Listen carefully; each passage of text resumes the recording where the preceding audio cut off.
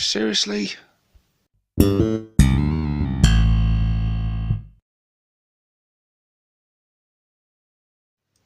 you guys, 6+ Stevo here with another tactics video for you. And this one is on Tankbustas. Probably one of my favourite units in the Ork army. Really cool unit. Before we go over the tactics though, let's have a little talk about their stats. So Tankbustas are an elite choice.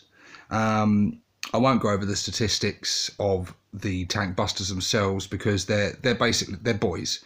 Their stats are exactly the same across the board. You know, they're boys. You can upgrade one to a boss knob just like you can in a boys squad, and the squad numbers 5 Tankbustas. You can increase that up to 15 Tankbustas though. But what's so special about Tankbustas? Well, on the surface, not a lot. Like I said, they are just boys.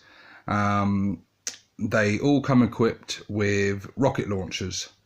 Now the rocket launcher is 24-inch range, assault 1, strength 8, AP -2, which is really nice, and a flat 3 damage. That's beautiful. The flat 3 damage is really nice. It's a really good, reliable weapon that once you hit, once you wound, none of this D6 rolling ones or anything like that, or D3, just flat 3. So you get a few of these rockets in, you can really start to knock the wounds off. The good thing though about Tankbustas armed with a rocket launcher is that they actually come in 1 point cheaper than a boy. Tankbuster is 5 points, whereas a Ork boy is 6 points, and the rocket launcher is 12 points. I would say currently the rocket launcher is a little bit overcosted. Not because it's a bad weapon. I would say that, you know, the weapon itself is definitely worth 12 points, but the trouble is you're putting that weapons in the hand of an Ork, and Ork's ballistic skill is 5+. The Tankbustas are no different. They're still hitting on 5+. So you are going to miss more often than you're going to hit. These are Orks after all. However, Tankbustas have one amazing rule, and this is the rule that really sets them apart and makes them a good, viable unit for your army. And the rule is Tank Hunters. You can re-roll failed hit rolls for attacks made by this unit that target vehicles. So anything with the vehicle keyword, you're shooting at that, you're re-rolling all your misses. Now suddenly hitting on 5s with a re-roll makes this unit, in terms of Orks, incredibly reliable. I use a unit of 10 of these guys, and 10 shots coming in. Statistically, if we're doing math hammer, you're on average normally you'll be hitting probably about 3 to 4 hits from that, probably 3. But then when you're re-rolling, you're probably going to add another couple of hits to that. So you're looking at sort of hitting 5 to 6 of your 10 shots, possibly more. I have had some really good rolls with these guys at times. So yeah, that re-rolling to hit is beautiful, absolutely beautiful. It really does make a huge difference. Now you've got a big squad of these guys targeting tanks, dreadnoughts, etc. They can cause heavy damage, and they really can be a threat. And anyone that's played against Tankbustas can testify to that. They are quite a scary unit, especially if you're running things like dreadnoughts, predators, rhinos, etc. You see Tankbustas on the field, you want to get them shifted pretty quick because they do pose quite a big threat to your vehicles. But that's just their basic weaponry. They've also got access to other weapons. You've got pairs of rocket pistols, so you can change, how many is it? Let's have a look. Yeah, for every 5 models in the unit, 1 Tankbuster may replace their rocket launcher with a pair of rocket pistols. So yeah, for every 1 in 5, they can have rocket pistols. They are range 12, pistol 2, strength 7, AP -2, damage D3. And personally, I don't use these, but I can see their usefulness. And the usefulness is obviously they're pistols, so you can shoot them in combat. You do though lose, you're half the range, and you do lose 1 point of strength, and your damage goes from a 3 to a D3, so you've got that randomness back in there. But certainly if you're intending to get them in close and get them into close combat, pistols are going to be a good option to have some of them in there, plus you're getting 2 shots instead of 1. So yeah, I can see their use. Personally, I don't use them. You've also, for up to 2 Tankbustas, may replace their rocket launcher with a tank hammer. Again, this is going a bit more close combat. It's a melee weapon, and when you attack with the tank hammer, you make a single hit roll when attacking with this weapon. If it hits, inflict D3 mortal wounds on the target, then remove the bearer. So mortal wounds are always nice, especially for orcs. We don't have access to a lot of mortal wounds. So this can be pretty good, especially against some really tough targets. Like I say, you don't even have to roll to wound. You just roll to hit. If you hit, it's D3 mortal wounds, and then it kills the orc swinging the hammer. So yeah, again, pretty good for the close combat. Personally though, I see this unit as a shooter unit. Combat's not really where they want to be, although they do have their uses in combat, and I'll go into that in a minute. You've also got your stick bombs that they all come with. I'm not going to go over stats of stick bombs. They're pretty useless, really. But you've also got Tankbuster bombs.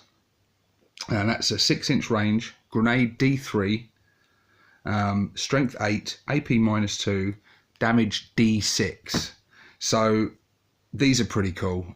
So once you're within really close range, within 6 inches, one of your guys in the squad, instead of shooting his rocket, can throw a Tankbuster bomb that has the same strength, same AP, but the potential to cause possibly 6 damage. It's a nice little bonus to throw in there.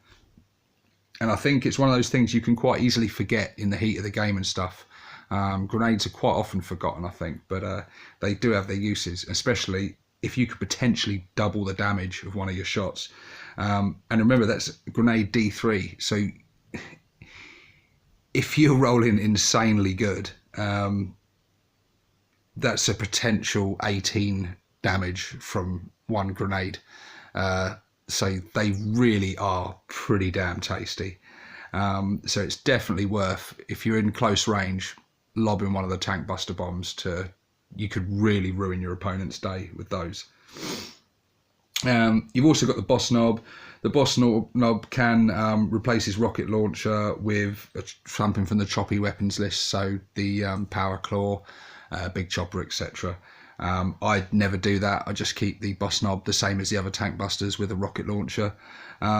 He is a bit better in combat. He does have 2 wounds and extra attack and the extra leadership, so definitely worth having the boss knob, especially since you don't pay any extra points. Why wouldn't you? But I wouldn't equip him any different. They've all got, here we go, mob rule, and the other thing they have access to, which I absolutely love, are bomb squigs. Now bomb squigs are amazing. For every 5 Tankbusters you can have 2 bomb squigs. So maximising, you could have a unit of 21 of these guys, 15 Tankbusters and 6 bomb squigs.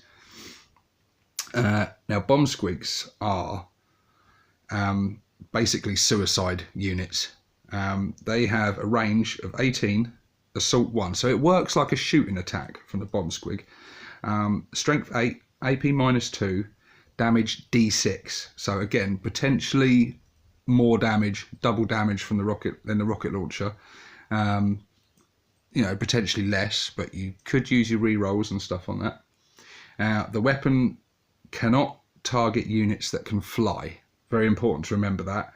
And remove the bearer after making this attack. So once you're within 18 inches, you can unleash your bomb squigs. They can go in for a suicide attack, and yeah, they can cause some pretty horrendous damage. But what's best about the bomb squigs is that they are ballistic skill 2+, And that Tank Hunter's special rule still works on the bomb squigs, because that is still a shooting attack. So you're hitting on a 2+ with a reroll. Bomb squigs nearly always hit their target. So again, it just adds to the reliability of the unit.